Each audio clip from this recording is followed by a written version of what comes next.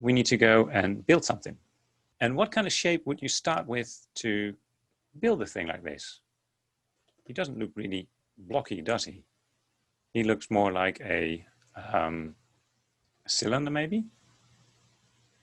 So why don't we start with building a cylinder? And I'm going to hold down X, so he ends up exactly, X is snap to grid. I'm going to hold down X, so I start exactly on the center, and then let go of X as I draw it out. There we go. It makes a really big one. And then I'm going to put it up to just the top of his head. You can actually see in the front view, in these views, exactly that image image.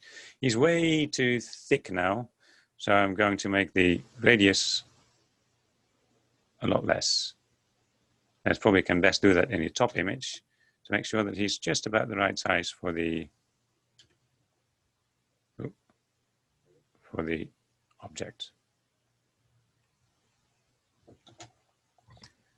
Now, there's a little issue that this object gets in the way of everything. So I want to now actually see the image and the object. You can go to wireframe display, but then you only see the lines. You don't see where the object's surfaces are. There is a little trick, and that's the X-ray view, and that's the one over here, that lets you see through an object, but you can still see where the surface is. It's light gray.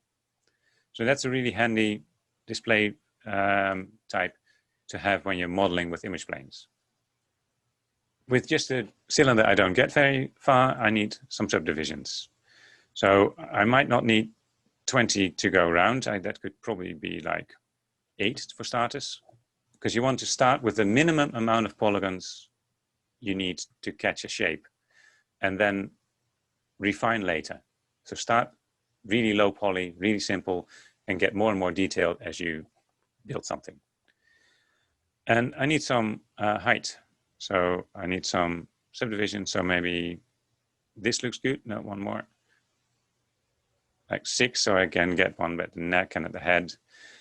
And there's no subdivisions on top. I might want to get one subdivision on top, like this. Maybe not. So now I've got a cylinder, but it doesn't look anything like the object yet. So the next step I'm going to take is go to my front view in edge mode, take an edge, double click so it takes the entire edge all the way around, start scaling it,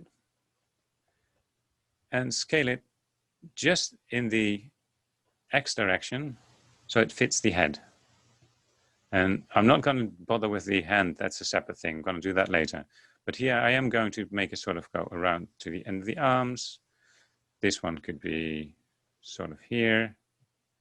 This one can be out of here, and the feet are a little bit wider, like this. The head, of course, is much thinner, but I might want to bring this down a little. So you can use a little point at the top there for the head. That only changed the shape in this direction. In this direction, it's still completely straight. So if you then go to side view, and turn on X-ray there too, and do the exact same thing. So I'm going to scale it a little, and scale it a little here. And then here I need to scale it a little, but probably bring it back a little as well. And here I'm going to scale it a little, and then bring it forward a little. Scale this as the neck. And then go here. This should probably be scaled a little. So I just hit R for scale, W for move. And this is on the top of the head. So it's going to be scaled way more like this. And if you now look at the shape, the basic shape is starting to show the basic shape of the object. And that's just by adjusting the profile in front and side view.